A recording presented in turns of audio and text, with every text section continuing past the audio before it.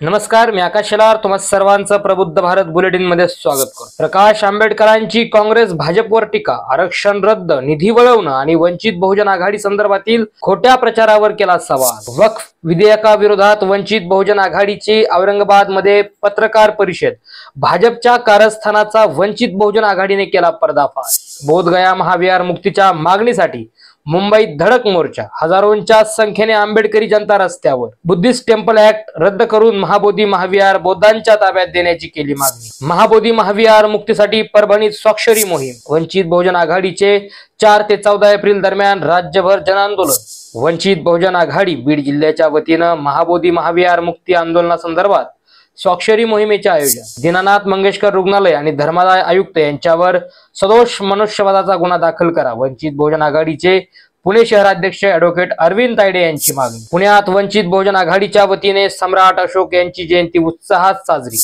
अकोल्यात चक्रवर्ती सम्राट अशोक यांची जयंती उत्साहात साजरी झाली। सम्राट अशोकांचे कार्य अकोला जिल्ह्यात घरोघरी पोहोचवण्याचा कार्यकर्त्यांचा संकल्प। राज्य सरकारकडून महात्मा फुले आणि आयुष्यमान योजनेच्या संलग्न रुग्णालयांची 270 कोटीपेक्षा जास्त रक्कम थकीत। सोलापूर येथील झोपडपट्टींना दूषित पाण्याचा पुरवठा, दूषित पाण्यामुळे 2 मुलींचा मृत्यू। ज्येष्ठ अभिनेते डॉक्टर विजय उजवणे यांचे निधन, वयाच्या 62व्या वर्षी घेतला अखेरचा श्वास। 15 वर्षानंतर दिल्ली कॅपिटल्सचा चेकपॉकवर विजय, चेन्नई सुपर किंग्सला धूळ चारत साजरी केली हॅट्रिक। अशाच महत्त्वाच्या घडामोडी पाहण्यासाठी पाहत राहा प्रबुद्ध भारत। धन्यवाद।